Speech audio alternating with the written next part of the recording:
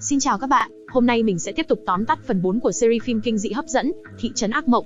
Trước khi bắt đầu video, hãy cùng dành vài phút để xem lại những diễn biến chính của 3 phần trước đó.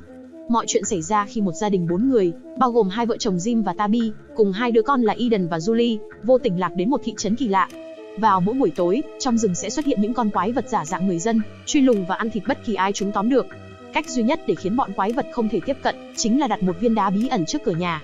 Những viên đá này được cảnh sát trưởng Steven tìm thấy lần đầu tiên trong một lần lạc vào rừng khi đang tìm lối thoát khỏi thị trấn. Nhờ viên đá mà những người tại đây đã tạm thời tránh được sự tấn công của lũ quái vật, thế nhưng việc thoát khỏi nơi này vẫn còn là điều bí ẩn. Mảnh ghép đầu tiên hé lộ là Victor, người bị kẹt lâu nhất ở thị trấn.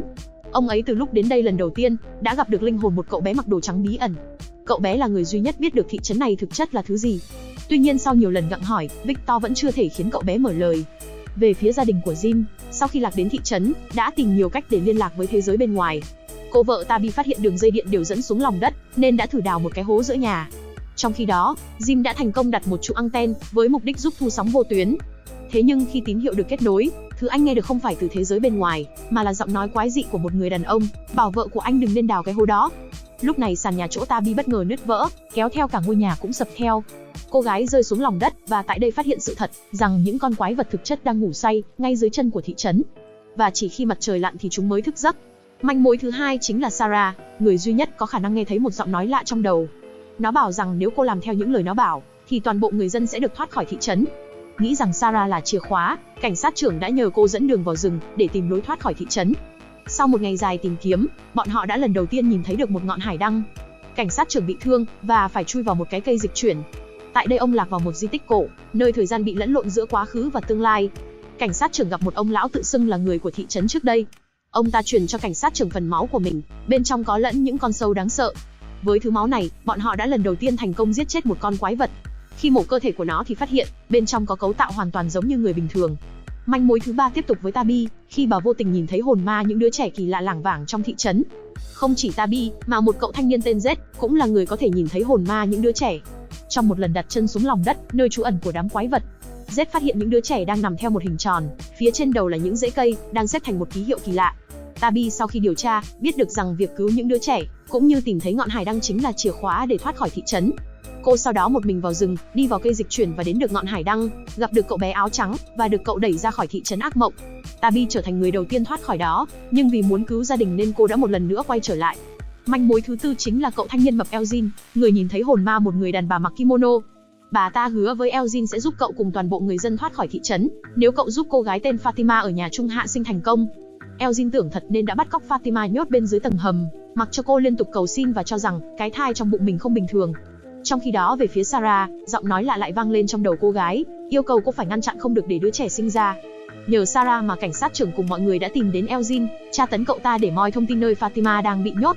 Tuy nhiên khi bọn họ đến nơi thì đã quá trễ, đứa trẻ đã được sinh ra thành công. Cảnh sát trưởng không thể tin vào mắt mình, khi từ bào thai đó, con quái vật bọn họ đã giết chết lần trước đã một lần nữa tái sinh.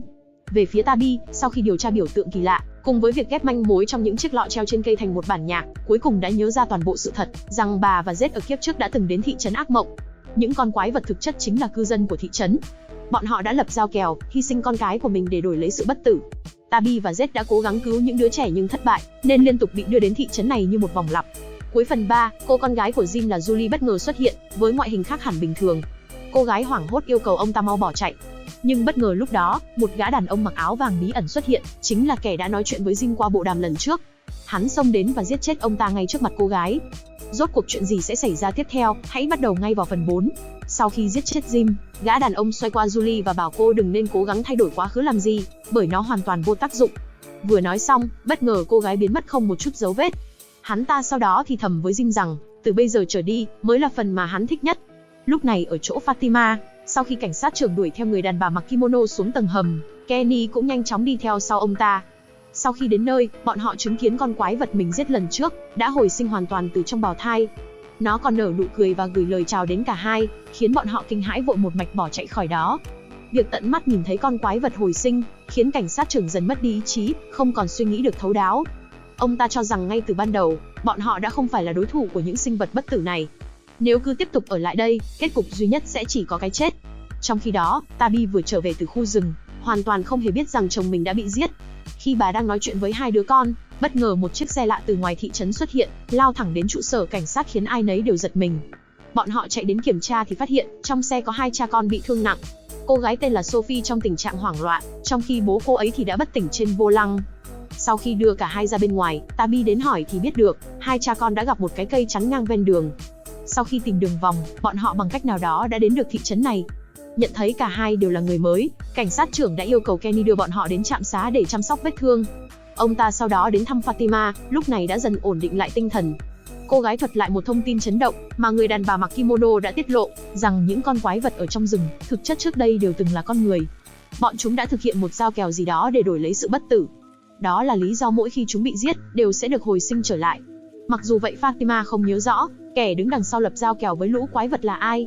Trời dần tối, Tabi lo lắng khi không thấy Jim quay trở về.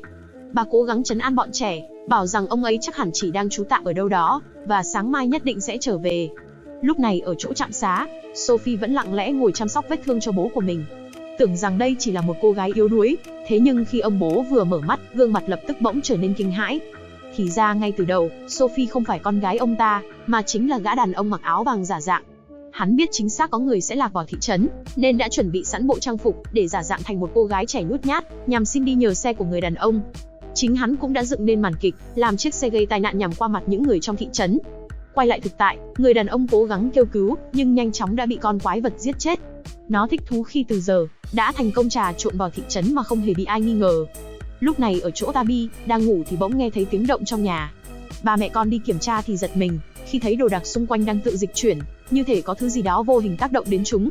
Sáng hôm sau, cảnh sát trưởng vừa ngủ dậy thì nhận được tin, có một túi vải kỳ lạ được treo ngay giữa thị trấn. Bên trong còn có máu chảy ra. Tabi khi nhìn thấy thì vô cùng lo lắng, nghĩ rằng có chuyện không hay xảy đến với chồng mình. Bà ta sau đó mở túi vải ra kiểm tra, nhưng phát hiện bên trong chỉ là xác những con dê bị ai đó giết chết. Lúc này Julie và Eden vừa đến chỗ chuồng gia súc, thì kinh hãi khi thấy xác của bố mình đang bị treo lơ lửng ngay trước mặt. Tiếng hét của hai đứa con khiến Tabi vội chạy đến, nhìn cảnh tượng thì không tin vào mắt mình. Jim đã bị giết, bụng bị moi sạch nội tạng. Kế bên cái xác còn có một dòng chữ, mọi kiến thức đều có cái giá của nó. Trong khi đó tại trạm xá, con quái vật vẫn đang giả dạng thành Sophie, và tỏ ra đau buồn khi thấy ông bố không qua khỏi. Kenny hoàn toàn không hề hay biết gì, vẫn cố gắng tìm cách để an ủi cô ta. Thế nhưng khi cậu ấy vừa đi khỏi, nó liền ngay lập tức thay đổi thái độ, thích thú bẻ một cái răng của ông bố để cho vào bộ sưu tập. Lúc này ở chỗ Tabi, đang đau buồn cố xóa những dòng chữ trên bức tường. Zed cố đến an ủi, muốn bà mau chóng lấy lại tinh thần, để tiếp tục tìm hiểu sự thật đằng sau thị trấn này. Thế nhưng Tabi không còn hứng thú, cho rằng vì cố tình đào sâu về quá khứ của thị trấn, nên Jim mới bị giết để cảnh cáo. Bà không muốn hai đứa con của mình cũng bị liên lụy vì chuyện này. Trong khi đó về phía Julie và Eden, sau cái chết của bố thì vô cùng buồn bã. Julie nhớ ra khu di tích cổ trong rừng, nơi đã từng đưa cô quay trở về quá khứ. Nghĩ rằng có thể quay ngược thời gian để cứu bố, cô gái quyết định đến gặp thanh niên Brandon, muốn cậu ta cùng đi với mình đến đó một chuyến. Brandon cố ngăn cản vì lần trước Julie đã lên cơn động kinh một lần. Tuy nhiên cô gái vẫn mặc kệ nguy hiểm, nhanh chóng bước vào khu di tích. Ngay lập tức Julie được đưa về quá khứ, vào cái đêm gia đình bọn họ vừa đến thị trấn, và bị mắc kẹt trong chiếc xe ở giữa khu rừng. Cô gái cố gắng đuổi theo nhóm của cảnh sát trưởng, nhưng bất ngờ bị một con quái vật lao đến giữ lấy. Ngay lập tức ở bên ngoài, Julie lại bắt đầu lên cơn co giật. Trong lúc ngàn cân treo sợi tóc, Brandon đã kịp thời lôi cô ra khỏi khu di tích, giúp cô gái nhanh chóng quay trở lại thực tại. Lúc này ở chỗ Tabi, vừa về nhà thì tá hỏa khi không thấy con trai mình đâu. Thì ra trong lúc buồn bã, Eden đã bí mật lẻn ra ngoài thị trấn, đi đến chỗ chiếc xe van năm xưa mà gia đình cậu đã bỏ trong rừng. Cậu bé tìm những bộ phận của chiếc máy vô tuyến, định sẽ tìm cách để liên lạc với thế giới bên ngoài. Thế nhưng khi vừa ra khỏi xe, Eden bất ngờ nhìn thấy bố đang ngồi ngay trước mặt. Ông ta gợi cho cậu nhớ lại quá khứ trước đây, khi vừa đặt chân đến thị trấn, cậu đã từng nằm mơ thấy một địa danh có tên Hồ Nước Mắt. Jim nói rằng cái hồ này có thật ở thị trấn, và ông ấy muốn cậu tìm đến nó. Eden chưa hiểu chuyện gì, bỗng nghe tiếng Tabi gọi ở đằng sau. Khi vừa nhìn lại thì ông bố đã biến mất từ lúc nào. Cậu sau đó kể lại chuyện này cho mẹ, nhưng bà ta cho rằng cậu chỉ nhìn thấy ảo giác mà thôi. Trưa hôm đó, người dân mang hai cái xác ra bên ngoài để chôn cất. Tuy nhiên giữa lễ tang, một đàn quạ đen bỗng từ đâu kéo đến, như báo hiệu cho một điều không lành sắp sửa diễn ra. Về phía Eden, vì muốn tìm địa danh Hồ Nước Mắt, đã một mình đến gặp Victor để hỏi thông tin. Ông ta sau đó đưa cậu tới cái hồ duy nhất nằm trong thị trấn, nhưng Eden cho rằng đây không phải là nơi mà bố cậu đã nhắc đến. Lúc này thanh niên Z đang nằm phơi nắng ở gần đó, vô tình nghe thấy cuộc trò chuyện nên cũng tò mò đi theo, muốn biết Hồ Nước Mắt thực chất là thứ gì. Ba người sau đó tiến sâu vào rừng. Thế nhưng giữa đường, Victor bất ngờ phát hiện chiếc áo màu vàng mà con quái vật lần trước đã vứt lại. Nhìn thấy nó khiến ông ta bỗng chốc run rẩy tột độ, không kiềm được liền một mạch bỏ chạy khỏi đó. Lúc này ở thị trấn, Julie vẫn đang tìm cách để khai thác khả năng của khu di tích cổ, nhằm dùng năng lực của nó để trở về quá khứ. Cô nhớ ra lần trước, khi bản thân vô tình đi vào khu di tích và rơi vào ảo giác, cậu em trai Eden đã gọi triệu chứng đó là Storywalking, còn nói rằng đã đọc được nó trong sách. Julie cho rằng nếu điều này là sự thật, thì việc bọn họ cần làm là tìm ra cuốn sách của Eden, đang nằm dưới đống đổ nát trong ngôi nhà bị sập lần trước. Brandon cho rằng việc tin lời một đứa trẻ không phải là cách hay, thế nhưng cậu ta sau đó vẫn giúp Julie chui vào đống đổ nát, để tìm cho ra quyển sách của em trai. Về phía con quái vật trong bộ dạng của Sophie, sau khi đã thành công lấy lòng được Kenny, đã nhờ cậu ta đưa mình đến gặp Sarah, với mong muốn được ở tạm nhà cô gái một thời gian. Sarah vui vẻ nhận lời mà không biết rằng, bản thân sắp phải đối mặt với một điều khủng khiếp. Trong khi đó về phía Tabi, đã quyết định quay trở lại gây dịch chuyển để thử vận may, với hy vọng tìm thấy ngọn hải đăng như lần trước. Bà không muốn tiếp tục để hai đứa con của mình ở lại nơi nguy hiểm này. Bố của Victor cố gắng ngăn cản, cho rằng bà đang đánh cược mạng sống của mình. Trong lúc hai bên đang tranh cãi, bất ngờ hồn ma cậu bé áo trắng bỗng xuất hiện, bảo bà ấy sẽ không đến được ngọn hải đăng thêm lần nào nữa.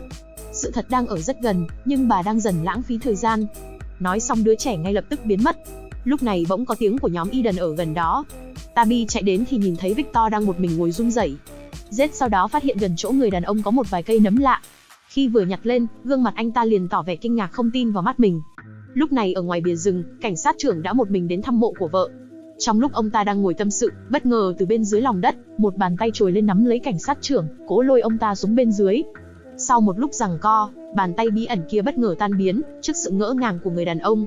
Trong lúc đó ở chỗ nhà chung, Fatima đã bí mật cùng cậu thanh niên mập Elgin, mang rất nhiều đất đá đặt vào trong nhà kho, dường như đang chuẩn bị cho một kế hoạch nào đó. Vẫn còn rất nhiều bí ẩn chưa được giải đáp, hãy cùng đón chờ trong những tập tiếp theo. Ở cuối phần trước, một con quái vật mang hình dạng người đàn ông mặc áo vàng, đã thay đổi ngoại hình biến thành một cô gái trẻ tên Sophie, và thành công đột nhập được vào thị trấn. Victor trong lúc cùng Zed và Eden vào rừng, để tìm kiếm địa danh mang tên Hồ Nước Mắt. Thế nhưng giữa đường, bọn họ bỗng phát hiện chiếc áo vàng của gã đàn ông. Nhìn thấy nó khiến Victor vô cùng sợ hãi. Cả nhóm sau đó mang cái áo về lại thị trấn để điều tra. Cảnh sát trưởng cho rằng đây chỉ là một món đồ vật bình thường, của ai đó để lại trong rừng. Tuy nhiên bố của Victor khẳng định trước khi vợ mình mất tích, đã thấy cô ta vẽ những bức ảnh kỳ lạ. Trong đó có một bức ảnh, vẽ một người đàn ông với chiếc áo vàng giống hệt thứ này. Cho rằng con trai mình biết gì đó, ông ta bèn đi tìm Victor để hỏi cho ra lẽ. Trong khi đó ở chỗ Sophie, sau khi thành công xin được ở cùng với Sarah, đã liên tục dùng những lời lẽ ngọt ngào và khéo léo, để lấy lòng cô gái. Sarah không biết mình đang nói chuyện với một con quái vật, nên vẫn rất vui vẻ đón tiếp. Thế nhưng khi vừa bước xuống cầu thang, bỗng giọng nói lạ lại phát ra trong đầu Sarah, khiến cô gái vô cùng đau đớn. Lúc này ở chỗ Tabi, sau khi biết Eden đã một mình vào rừng, để tìm địa danh tên Hồ Nước Mắt, khiến bà ấy vô cùng lo lắng. Vì sợ cậu bé sẽ làm liều đi vào đó một lần nữa, Tabi quyết định lần này sẽ đích thân đi cùng cậu. Thế là ngày hôm sau, tranh thủ lúc Donna, Alice, cùng hai thành viên ở nhà chung, đến ngôi làng bên cạnh để lấy nhu yếu phẩm như mọi khi. Tabi đã đưa Eden đến để cùng nhập bọn, với mục tiêu tìm được địa danh Hồ Nước Mắt. Tranh thủ lúc bạn trai đã rời đi, Fatima bèn tiếp tục kế hoạch của mình. Cô đã nhờ Elgin mang giúp rất nhiều đất sét vào phòng, để chế tạo một con golem, một loại hình nhân khổng lồ trong truyền thuyết. Cảnh sát trưởng khi biết tin bèn chạy đến ngăn cản, nhưng Famita nhất quyết muốn làm cho bằng được. Cô bảo rằng con golem này, theo những gì bố cô kể lại khi còn nhỏ, là biểu tượng của sự hy vọng và che chở. Sau khi hoàn thành, nó sẽ bảo vệ tất cả khỏi những nguy hiểm ngoài kia. Cảnh sát trưởng kể lại chuyện này cho Kenny, tỏ ra không tin những chuyện cổ tích nhảm nhí này.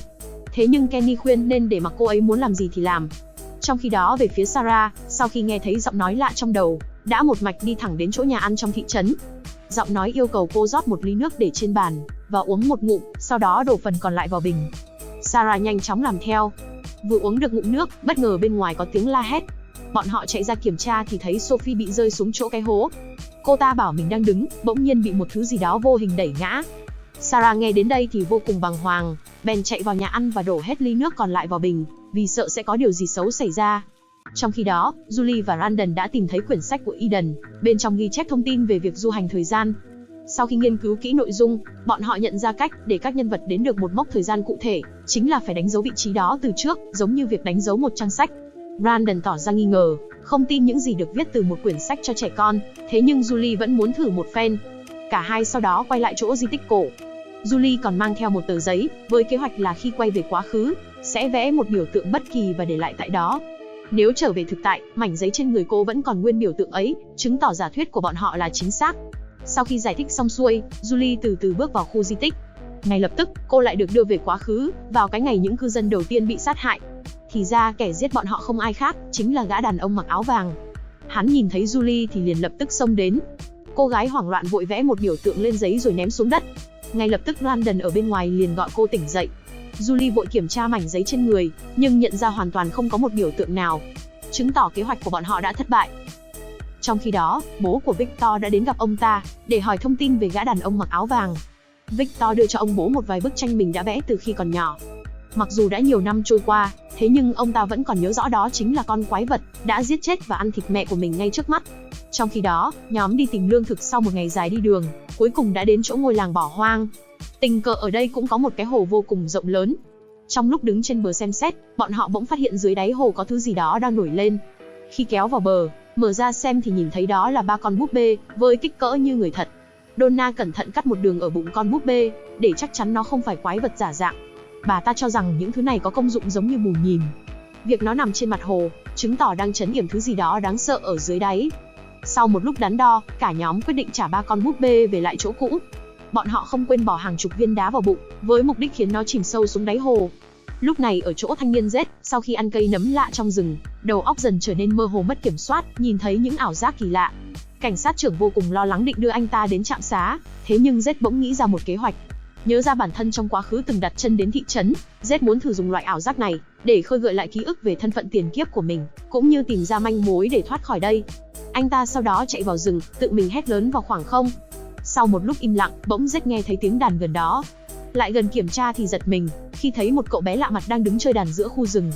Z nhận ra đó chính là bản thân mình lúc 12 tuổi, đã chơi đàn tại đám tang của bà ngoại. Anh ta đến hỏi đứa trẻ về cách để thoát khỏi thị trấn. Bất ngờ vừa xoay qua, hồn ma người đàn ông bị đâm một mắt lần trước từ đâu xuất hiện, khiến Z không khỏi giật mình. Trên tay ông ta cầm một chén máu, đưa trước mặt như muốn cho anh uống. Nghĩ rằng đây chỉ là ảo giác, Z lấy hết can đảm uống trọn hết chúng. Lúc này bỗng dưng anh lại nói chuyện được với đứa trẻ. Nó đưa anh ta đến chỗ nhà chung trong thị trấn. Tại đây có 4 người đàn ông đang đứng trước thềm, mỗi người đều cầm một cây đàn violin.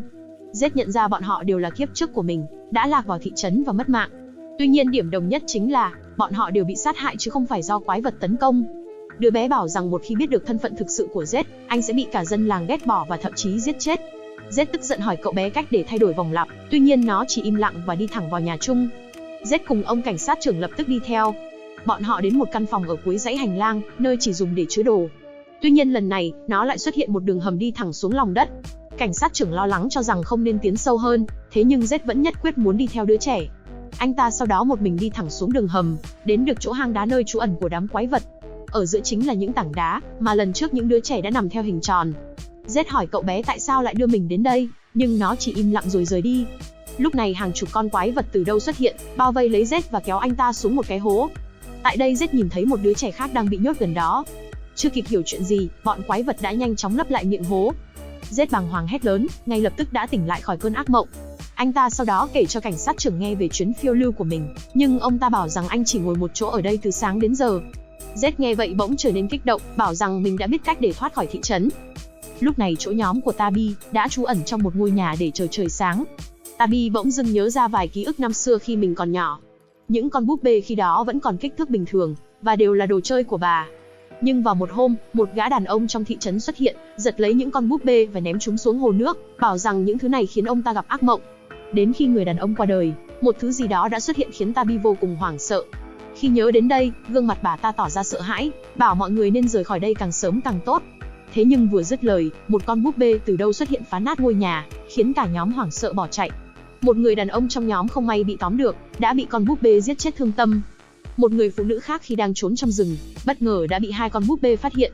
Chúng kéo cô ta đến chỗ đống lửa, và đè mặt cô ấy xuống những cục than còn đang cháy. Trong lúc nguy cấp, Alice đã kịp thời lao đến đánh ngã con búp bê để cứu người phụ nữ. Phía bên đây, Donna cũng đang bị một con búp bê tóm được. Nó bóp cổ khiến bà ấy vô cùng đau đớn. Tabi không ngại nguy hiểm, bèn cầm một cái cọc gỗ hình đầu lâu, đâm xuyên qua ngực con búp bê khiến nó ngay lập tức bất động. Lúc này một con khác từ đằng xa đang tiến lại gần. Tuy nhiên khi nhìn thấy đồng đội đã bị hạ, nó liền ngưng tấn công mà lập tức rời khỏi đó. Quay lại chỗ của Z, sau khi trải qua cơn ảo giác, đã nhận ra rằng cách để thoát khỏi thị trấn chính là đến chỗ hang động nơi trú ẩn của đám quái vật và tìm ra bộ hài cốt của những đứa trẻ năm xưa. Đó cũng giống như việc giải thoát cho chúng khỏi lời nguyền suốt hàng trăm năm qua. Anh ta sau đó cùng ông cảnh sát trưởng đến chỗ nhà chung, định tìm đường hầm nằm ở cuối dãy hành lang mà mình đã thấy trong ảo giác. Thế nhưng khi đến nơi, phát hiện nơi đó chỉ có một bức tường sừng sững, đã tồn tại từ khi bọn họ đặt chân đến đây lần đầu tiên. Cảnh sát trưởng cho rằng Z chỉ đang tưởng tượng ra mọi thứ, tuy nhiên anh ta vẫn chắc chắn rằng có thứ gì đó đằng sau bức tường. Quay lại nhóm của Donna, sáng hôm sau đã trở về thị trấn và thông báo cho cảnh sát trưởng về những con búp bê hình nhân. Chúng có khả năng di chuyển và giết người, nhưng lại sợ một cây gậy hình đầu lâu. Cho rằng thứ này có thể dùng làm vũ khí, Donna còn mang một vài cây về để phòng bị. Trong lúc đó ở chỗ Sophie, vẫn đang lượn lờ trong thị trấn để tìm mục tiêu tiếp theo. Lần này người cô ta chọn chính là bố của Victor. Lợi dụng lúc ông ấy còn đang đau buồn, sau khi biết cái chết của vợ mình, Sophie đã mời ông ấy cùng uống vài ly. Người đàn ông không biết rằng kẻ ngồi trước mặt chính là con quái vật năm xưa đã ăn thịt vợ ông, nên vẫn vô tư chút bầu tâm sự.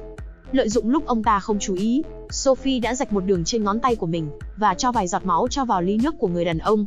Bố của Victor hoàn toàn không nhận ra, nên sau đó đã một hơi uống sạch ly nước. Lúc này ở nhà chung, mọi người đã tụ tập để tìm hiểu về những con búp bê hình nhân, muốn biết nó thực sự là thứ gì. Kenny nhớ ra trước đây từng nghe Sarah nói về một giả thuyết, rằng những thực thể tồn tại ở thị trấn này, đều chính là hiện thân từ những cơn ác mộng của các cư dân từng sống tại đây. Người đàn ông Tabi gặp năm xưa, đã sợ hãi đến mức ném những con búp bê xuống hồ. Nên khi ông ta chết, chúng biến thành những thực thể theo cách người đàn ông sợ hãi nhất. Nếu điều đó là sự thật, sẽ còn rất nhiều sinh vật đáng sợ đang chờ họ phía trước. Nghĩ đến đây Donna không giữ được bình tĩnh, trong lúc tức giận đã lên cơn đau tim. Bọn họ vội đưa người phụ nữ vào phòng nghỉ ngơi. Nhìn thấy Donna nằm bất tỉnh, cảnh sát trưởng cảm thấy bức rứt trong người. Ông ta không thể tiếp tục chờ đợi, mà đã vác búa đến chỗ bức tường cuối dãy hành lang, muốn thử tin giả thuyết của Z một lần. Sau một lúc đập phá bức tường, cuối cùng lối đi bí mật đằng sau đã lộ diện trước sự kinh ngạc của bọn họ. Trong khi đó ở chỗ Fatima, lúc này đã hoàn thành xong bức tượng golem bằng đất sét. Liệu rằng nó sẽ trở thành linh vật bảo vệ bọn họ, hay sẽ là một cơn ác mộng kinh hoàng khác? Trong khi đó, mặc dù đã tìm thấy cánh cửa bí mật đằng sau bức tường, thế nhưng nó hoàn toàn đã bị khóa chặt. Dù làm đủ mọi cách nhưng vẫn không thể nào mở ra. Z đặt một viên đá bảo hộ lên trước cánh cửa, phòng trường hợp quái vật có thể xông ra tấn công. Anh ta ngày hôm sau đã tụ họp dân làng, quyết định kể họ nghe toàn bộ sự thật về việc mình và Tabi đã từng đến thị trấn này nhiều lần trước đây. Họ có nhiệm vụ giải cứu những đứa trẻ, nhưng lần nào cũng đều thất bại. Trong khi những người xung quanh tỏ ra nghi ngờ, cho rằng Z đang ảo đá, thì cảnh sát trưởng lại tin lời anh ta, cho rằng đây là manh mối duy nhất bọn họ có lúc này. Nếu có thể tìm ra hài cốt của những đứa trẻ và đem đi chôn cất đàng hoàng, có thể sẽ giúp tất cả thoát khỏi thị trấn quái quỷ này. Về phía Victor, sau khi biết tin Tabi chính là mẹ mình đầu thai, liền đến và thông báo bà ấy một tin quan trọng. Vào lần đầu tiên mẹ của ông đến thị trấn này, đã dẫn theo ông cùng một đứa em gái. Kết quả tất cả mọi người trong thị trấn đều bị gã đàn ông áo vàng sát hại, chỉ còn mỗi ông ấy sống sót. Trùng hợp thay, Tabi lần trở lại này cũng đi cùng hai đứa con là Julie và Eden. Vì thế Victor cho rằng, có thể vòng lặp của thị trấn đang lặp lại một lần nữa. Quay lại phía cảnh sát trưởng, đang cùng Z và Kenny lên kế hoạch cho việc đột nhập vào hang của lũ quái vật, để đào hài cốt của những đứa trẻ đang bị chôn sâu bên dưới. Việc đối mặt với lũ quái vật là điều không thể, tuy nhiên giờ đây họ đã có một món vũ khí mới, chính là những chiếc cọc gỗ hình đầu lâu, mà Donna đã mang về từ ngôi làng bỏ hoang bên cạnh. Ông ta sau đó cầm món vũ khí đi xung quanh thị trấn, nhưng không may đã bị Sophie nhìn thấy. Cô ta nhanh chóng đến gặp cảnh sát trưởng, để hỏi về thứ vũ khí này. Ông ta không chút đề phòng liền tiết lộ kế hoạch của mình, còn bảo rằng tối nay sẽ bắt đầu hành động. Sophie sau khi nghe đến đây, lập tức đi đến chuồng gia súc trong thị trấn, và lén đánh cắp một quả trứng gà. Dường như đang có một kế hoạch đáng sợ nào đó. Lúc này ở chỗ bố của Victor, sau khi uống phải ly bia có máu của Sophie, thì đầu óc bắt đầu nhìn thấy những ảo ảnh kỳ lạ. Ông ta nhìn thấy một chiếc máy đo điện tim ở trước mặt, nhưng sau đó nó liền biến mất. Một lát sau khi đang đứng nói chuyện với Z, bất ngờ ảo ảnh lại một lần nữa xuất hiện. Bố của Victor nhìn thấy bản thân đang nằm trong bệnh viện, kế bên là con trai ông với gương mặt lo lắng. Chưa kịp hiểu chuyện gì, ông ta lại ngay lập tức quay về thực tại. Trong khi đó, Sophie đã một mình đến chỗ cái xác của Roger, người đàn ông tội nghiệp bị những con búp bê trong rừng sát hại. Cô ta mang ra quả trứng gà, miệng thì thầm một câu thần chú bí ẩn, sau đó đập nát quả trứng lên người cái xác, như thể đang triệu hồi linh hồn của người đàn ông. Trời dần tối, cảnh sát trưởng gõ chuông để cảnh báo mọi người vào nhà. Bọn quái vật sau đó như thường lệ, vẫn tràn xuống thị trấn như đang đi dạ tiệc. Theo như kế hoạch, cả nhóm trước tiên sẽ thử công dụng của món vũ khí mới, để xem nó có tác dụng với bọn quái vật hay không. Kenny sau đó cầm cây vũ khí một mình bước ra ngoài, hướng thẳng đến một con quái vật và đâm trực diện vào nó. Con quái vật giống lên một tiếng đau đớn. Tưởng rằng đã thành công, tuy nhiên nó sau đó lại cười khúc khích, bảo rằng chỉ đang đùa mà thôi. Nhận ra cây gậy đầu lâu này hoàn toàn không có tác dụng, Kenny sợ hãi vội chạy đến chiếc xe buýt gần đó. Tuy nhiên chưa kịp đóng cửa, đã bị con quái vật lần trước xuất hiện chặn lại. Cậu thanh niên lao lên nắp chiếc xe, nhưng con quái vật cũng nhanh chóng đuổi theo. Ngay khi nó định giết chết Kenny, thì ở chỗ Fatima lúc này bỗng dưng rơi vào một ảo ảnh kỳ lạ. Như thể ý thức của cô đã kết nối với con quái vật, nhìn thấy mọi thứ qua chính đôi mắt của nó. Fatima sau đó hét lớn một tiếng, khiến con quái vật lập tức đứng khựng lại. Kenny chớp thời cơ liền xô ngã nó xuống mặt đất, rồi nhanh chân chạy vào trong xe khóa trái cửa. Lúc này ở nhà chung, Sophie đang lẩm bẩm vài câu thần chú trong miệng. Ngay lập tức cái xác của Roger bất ngờ ngồi dậy. Ông ta sau đó phá cửa xông vào bên trong, định tấn công những người xung quanh. Trong lúc mọi người đang la hét hoảng loạn, cậu thanh niên mập Eugene đã dùng một cây gậy đầu lâu gần đó, đâm mạnh vào lưng khiến cái xác ngay lập tức bất động. Bọn họ nhanh chóng chạy đến khóa cửa nhà chung, trước khi lũ quái vật bên ngoài xông đến. Dù trải qua một đêm mất ngủ, thế nhưng may mắn tất cả mọi người đều đã an toàn. Bọn họ cảm thấy khó hiểu, khi xác của Roger lại có thể cử động và tấn công mọi người, như thể đang bị ai đó điều khiển. Vì để an toàn nên bọn họ đã quyết định hỏa thiêu cái xác, để tránh hậu họa về sau. Về phía Fatima, đã kể lại trải nghiệm kỳ lạ, về việc mình có khả năng kết nối với lũ quái vật. Bụng của cô gái lúc này cũng nổi đầy những mạch máu đen kỳ dị. Vì lo lắng nên cảnh sát trưởng cùng Alice đã đưa Fatima đến trạm xá để kiểm tra tổng quát. Dù vậy họ không tìm thấy điểm gì bất thường trong cơ thể cô gái. Fatima nhớ ra việc lũ quái vật trước đây từng là con người, lo sợ rằng mình cũng sẽ trở thành một trong số chúng. Những người xung quanh cố trấn an cô gái. Christy khuyên cô nên ở lại đây một thời gian, để tiện theo dõi tình trạng sức khỏe. Trong khi đó ở chỗ thanh niên Z vẫn đang miệt mài vẽ lại bản đồ bên dưới lòng đất, để đến được căn phòng trung tâm nơi chôn những bộ hài cốt. Anh ta muốn tiến vào đó, để đào chúng lên khỏi mặt đất. Tuy nhiên cảnh sát trưởng cho rằng điều này quá nguy hiểm, bởi xung quanh có hàng trăm con quái vật, nhưng chỉ có một lối ra vào duy nhất. Ông ta không muốn mạo hiểm, để đánh đổi mạng sống của bất kỳ ai trong thị trấn. Trong lúc bọn họ đang nói chuyện, thì Sophie đã một mình lẻn vào trụ sở cảnh sát, và lấy cắp chiếc áo vàng nhằm thực hiện một mưu đồ nào đó. Quay lại chỗ bố của Victor, những ảo giác đến với ông ta mỗi lúc càng chân thật hơn. Người đàn ông lại nhìn thấy khung cảnh bệnh viện, nhưng lần này còn có cả Victor cùng con trai. Ông ta vô cùng bàng hoàng khi nghe tin vợ mình vẫn còn sống, và tất cả những gì xảy ra trong thị trấn ác mộng đều chỉ là ảo giác. Thế nhưng chưa kịp vui mừng thì ngay lập tức đã lại quay về hiện thực. Lúc này ở chỗ cảnh sát trưởng, quay về trụ sở thì phát hiện đồ đạc trong phòng bị lục tung, chiếc áo vàng cất trong hộp thì biến mất không dấu vết. Chưa biết ai đã đột nhập, thì bất ngờ Z xuất hiện, thông báo rằng mình vừa tìm được một cách để mang hài cốt những đứa trẻ ra khỏi hang động. Anh ta sau đó đưa bọn họ đến chỗ cây dịch chuyển. Theo như những gì được biết, thì bên dưới cái cây này chính là trung tâm của hang động. Vì thế chỉ cần đốn ngã cái cây, và dùng một cái thang cuốn, là bọn họ sẽ có thêm được một lối thoát. Mặc dù kế hoạch của Z vô cùng táo bạo, nhưng cảnh sát trưởng vẫn cho rằng nó không an toàn, liền gạt bỏ ý tưởng đó rồi rời đi. Kenny vội chạy theo ông ta cố thuyết phục, nhưng bất ngờ một phát đạn từ đâu bắn thẳng về phía cậu thanh niên, khiến cậu ta chết ngay lập tức. Cảnh sát trưởng nhìn xung quanh thì ngỡ ngàng, khi thấy toàn bộ người dân trong thị trấn đều đã tử nạn. Trong khi người ngồi gần đó, không ai khác chính là vợ ông ta. Cảnh sát trưởng giật mình liền lập tức thoát khỏi ảo giác. Quay lại chỗ trạm xá, Christy cùng Mary vẫn đang liên tục đo các chỉ số trong cơ thể của Fatima. Lần này bọn họ phát hiện một điểm vô cùng kỳ lạ. Huyết áp cô gái vô cùng thấp, trong khi nhịp tim chỉ đập 19 lần mỗi phút. Với người bình thường, thì việc này có thể đã khiến họ chết ngay lập tức. Tuy nhiên Fatima vẫn bình thường như thể không có gì xảy ra. Trong khi đó ở chỗ Tabi, vừa về đến nhà bỗng chuông điện thoại reo. Bắt máy thì nghe thấy giọng một người đàn ông, nói rằng hắn đã bắt cóc 2 đứa con của bà, còn hẹn gặp ở chỗ chiếc xe trong rừng. Tabi hoảng sợ vội chạy đến điểm hẹn, nhìn thấy rất nhiều bức tranh mà Eden đã vẽ. Lúc này bất ngờ gã đàn ông áo vàng xuất hiện. Thì ra tất cả chỉ là một cái bẫy để dụ Tabi đến đây. Hắn thích thú thừa nhận rằng chính mình đã giết Jim. Tuy nhiên hắn sẽ không giết bà, vì vẫn muốn xem kết quả của vòng lặp lần này. Gã đàn ông lấp lửng bảo rằng việc đào hài cốt của những đứa trẻ có thể là chiếc vé để bọn họ thoát khỏi đây, tuy nhiên nó cũng có thể giải phóng một thứ gì đó vô cùng đáng sợ. Nói xong hắn ta liền cười lớn rồi bỏ đi, để lại Tabi hoang mang chỉ biết đứng im bất động. Bà ta sau đó đến chỗ cảnh sát trưởng và thuật lại mọi việc, cho rằng gã đàn ông áo vàng đã ngang nhiên đi lại trong thị trấn, còn lấy cắp những bức tranh của con trai mình mà không bị ai phát hiện. Cảnh sát trưởng nghe xong vô cùng lo lắng, nhận ra thị trấn đã không còn an toàn nữa. Ông ta vì thế quyết định sẽ thực hiện theo kế hoạch của Z. Nếu thành công bọn họ sẽ trở về nhà, nhưng thất bại cũng đồng nghĩa với cái chết. Trong khi cả nhóm bàn bạc kế hoạch, thì Sophie lúc này cũng đang có một âm mưu cho riêng mình. Cô ta tiếp cận với một người phụ nữ tên Clara, sau đó bất ngờ để lộ danh tính thật của mình, khiến người phụ nữ vô cùng sợ hãi. Sau khi đã khiến tinh thần Clara hoảng loạn, Sophie liền đưa cô gái về nhà. Tại đây cô ta dùng sức mạnh để ép buộc, biến Clara trở thành tay sai của riêng mình. Sophie rạch một đường trên cánh tay đến chảy máu, và truyền nó qua người của Clara. Ngay lập tức gương mặt người phụ nữ liền thay đổi sắc thái. Clara sau đó đã hoàn toàn bị Sophie điều khiển. Cô ta dùng máu của chính mình cho vào một bình trà, sau đó mang đến trạm xá để đưa cho Fatima, còn bảo rằng thứ này rất tốt cho sức khỏe. Cô gái không hề đề phòng liền uống cạn một hơi. Trong khi đó Christy đã đến gặp cảnh sát trưởng, để thông báo về tình trạng kỳ lạ của Fatima. Tuy nhiên ông ta lúc này chỉ tập trung vào kế hoạch đột nhập vào hang động, hoàn toàn không còn thời gian để giải quyết những chuyện khác. Lúc này ở chỗ Tabi đang cùng Eden ngồi trước hiên nhà, bất ngờ ảo ảnh những đứa trẻ lại xuất hiện. Chúng chỉ tay về phía người phụ nữ, như thể đang hối thúc bà ta làm một điều gì đó. Trong khi đó, cậu bé bí ẩn mặc đồ trắng lại hiện ra trước mặt Victor. Nó thông báo kế hoạch của cảnh sát trưởng, còn bảo rằng cây dịch chuyển là thứ vô cùng quan trọng, vì thế không được phá hủy nó bằng mọi giá. Victor nghe những lời này liền lập tức chạy đến chỗ cảnh sát trưởng, định ngăn chặn kế hoạch đốn cây. Tuy nhiên cảnh sát trưởng không quan tâm, còn khuyên Victor chỉ nên ở yên một chỗ nhìn bọn họ làm việc. Biết rằng không thể thuyết phục, người đàn ông tức giận định tự tay dập tắt tất cả, tuy nhiên nhanh chóng đã bị cảnh sát trưởng giữ lại. Ông ta sau đó còng tay của Victor và nhờ Kenny đưa ông ta đến trụ sở để tạm giam. Quay về phía Tabi, sau khi biết đến kế hoạch của cảnh sát trưởng, đã đề nghị rằng mình cùng với Z sẽ là hai người xuống chỗ hang động. Bọn họ trước đây đã thất bại trong việc giải cứu những đứa trẻ, thế nên lần này sẽ không để chuyện đó xảy ra một lần nữa. Tối hôm đó, người dân trong thị trấn đã tụ tập tại nhà ăn, thức cả đêm để làm một chiếc thang cuốn cho kế hoạch ngày mai. Sophie cũng có mặt trong đám đông. Nhân lúc bọn họ không chú ý, cô ta đã bí mật cắt một vệt nhỏ vào sợi dây để khiến nó yếu đi.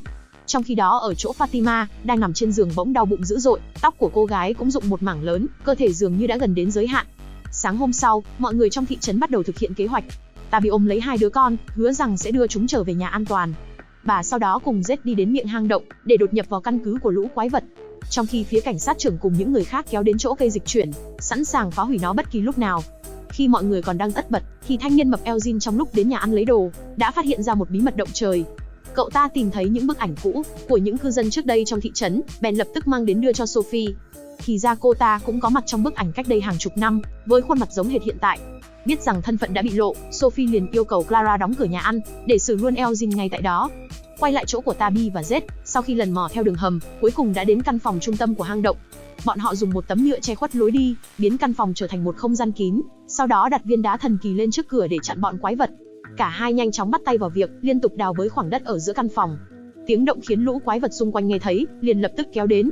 Sau một lúc đào bới, cuối cùng bọn họ đã tìm thấy phần mộ được chôn bên dưới. Trong đó có hàng chục bộ hài cốt của những đứa trẻ năm xưa. Chưa kịp vui mừng thì lũ quái vật đã kéo đến, đứng ngay trước cửa phòng. Tuy nhiên nhờ viên đá mà chúng không thể tiến vào bên trong. Cả hai tranh thủ thời cơ, liền mang hết đống xương cốt cho vào ba lô. Lúc này Z mới tiết lộ một sự thật, rằng ngay khi cái cây trên đầu bọn họ được tháo dỡ, thì không gian kín này cũng sẽ mất tác dụng. Khi đó lũ quái vật sẽ tràn vào. Vì thế anh ta muốn Tabi mang theo số hài cốt rời đi, còn bản thân sẽ ở lại chặn đường lũ quái vật. Vừa dứt câu, Z liền gửi tín hiệu qua radio. Cảnh sát trưởng phía trên nhìn thấy, lập tức yêu cầu mọi người đốn ngã cái cây. Một khoảng không gian xuất hiện ngay phía trên hang động. Lúc này lũ quái vật cũng tràn vào bên trong. Tuy nhiên nhờ ánh sáng mặt trời chiếu vào hang động, khiến chúng không thể bước đến gần hai người bọn họ. Cảnh sát trưởng sau đó ném chiếc thang cuốn xuống bên dưới căn phòng. Tabi lập tức trèo lên, nhưng giữa đường bất ngờ cái thang bị hỏng, khiến bà ấy rơi ngược xuống bên dưới. Chưa kịp hoang mang, bầu trời bỗng dưng tối sầm lại. Lúc này không còn gì có thể ngăn cản lũ quái vật, tưởng chừng như sẽ bỏ mạng đến nơi, thì một trận động đất bất ngờ làm rung chuyển cả thị trấn. Tranh thủ lúc lũ quái vật còn đang đứng yên, Z cùng Tabi bèn tìm đường để trốn khỏi đó. Ở phía trên khu rừng, bầu trời đã chuyển hoàn toàn sang màn đêm. Những con quái vật cũng bắt đầu xuất hiện, vây lấy nhóm của cảnh sát trưởng. Bọn họ không còn cách nào phải bỏ lại hai người bên dưới hang động, để lên xe chạy thoát khỏi đó. Lúc này ở chỗ trạm xá, Fatima cùng Marie vẫn còn hoang mang sau trận động đất vừa nãy. Trong lúc đang nói chuyện, bỗng Fatima lại nhìn thấy ảo ảnh giống như lần trước. Cô phát hiện một con quái vật đang hướng thẳng về phía trạm xá. Marie kiểm tra viên đá đặt ở trước cửa, thì phát hiện nó đã biến mất. Thì ra trận động đất lúc nãy đã vô tình làm rơi viên đá, khiến nó bị chôn cùng đống đồ đạc xung quanh. Marie cố với tay lấy viên đá, nhưng con quái vật đã nhanh chóng mở cửa bước vào. Hai cô gái sợ hãi chạy vào bên trong cố thủ. Con quái vật tiến đến và gọi Fatima là mẹ. Marie đứng ra trước mặt con quái vật thì liền bị nó cào một phát vào bụng. Fatima trong lúc hoảng loạn liền giống lên một âm thanh kỳ lạ. Con quái vật nghe thấy thì vô cùng ngạc nhiên, bảo rằng điều này thật thú vị rồi nhanh chóng rời đi. Lúc này bên dưới hang động, Tabi cùng Z vẫn đang bị lũ quái vật đuổi theo sát nút. Bọn họ chạy một lúc thì lại đến ngõ cụt. Tưởng chừng lần này khó thoát, nhưng bất ngờ một trận động đất khác lại xảy ra, khiến những tảng đá rơi xuống che mất lối đi. Nhờ đó lũ quái vật cũng không thể tiếp cận. Quay lại chỗ nhà ăn, Elgin đang bị Sophie dồn vào đường cùng.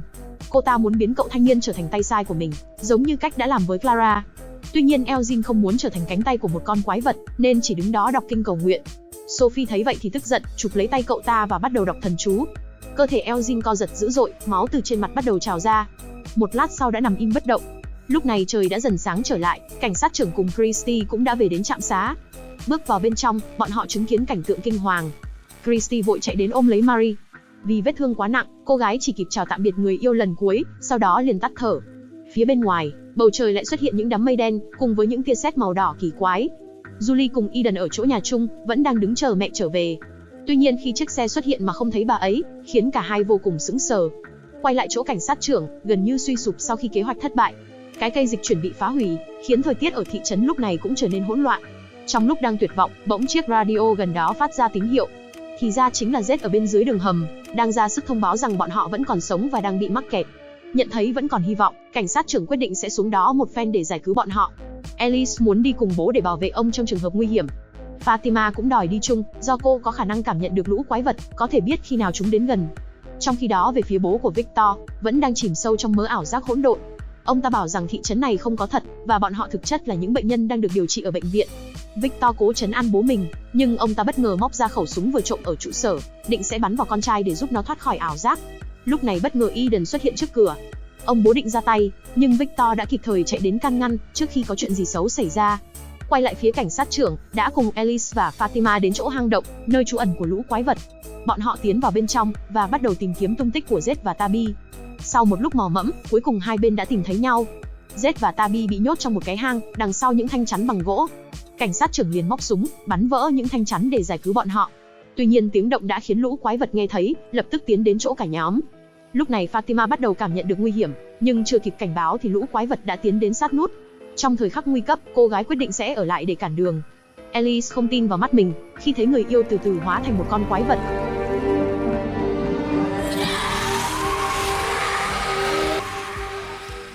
Trong lúc cả nhóm bị mắc kẹt dưới hang động, thì Sophie lúc này đã lén đến từng ngôi nhà trong thị trấn, lặng lẽ lấy những viên đá thần kỳ treo trước cửa. Cô ta sau đó mang chúng đến chỗ một cây dịch chuyển trong rừng, và ném tất cả vào cái lỗ đen giữa thân cây.